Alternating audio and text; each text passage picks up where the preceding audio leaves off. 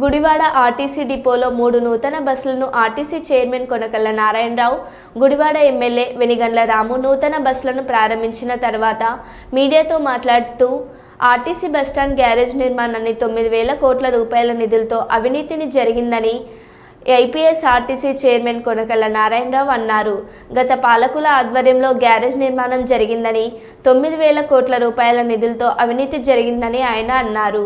Tirupati, Hyderabad super luxury బస్సులు 2 Vijayawada Palle Velugu bus పూజా కార్యక్రమం నిర్వహించి ప్రారంభించారు.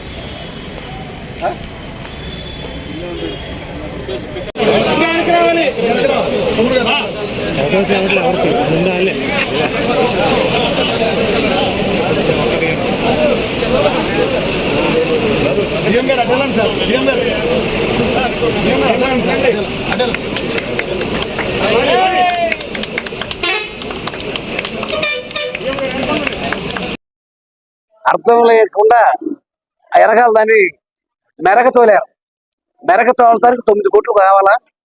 దాంట్లో ఎంత అవినీతి జరిగిందనేది గుడివాడ ప్రజలందరికీ కూడా తెలుసు. ఇంకా పని పోవడంతో ఉంది. అక్కడ పైన సీసీ రోడ్లు వేయాలా. సీసీ ఇవాళ వాన పడితే బురద అయిపోద్దా లోపల, దాన్ని డెవలప్ చేయాలి. ఇక్కడ డిపోని బాగా రైజ్ చేసి సుమారుగా 4 అడుగులు ఎత్తు లేపి ఎదురుగుండా షాపింగ్ కాంప్లెక్స్ కట్టి ఇక్కడ అధునాతనమైన బస్ స్టాండింగ్ నిర్మాణం చేయాలి. ఇవాళ ఒక టెండర్ పిలిచారు.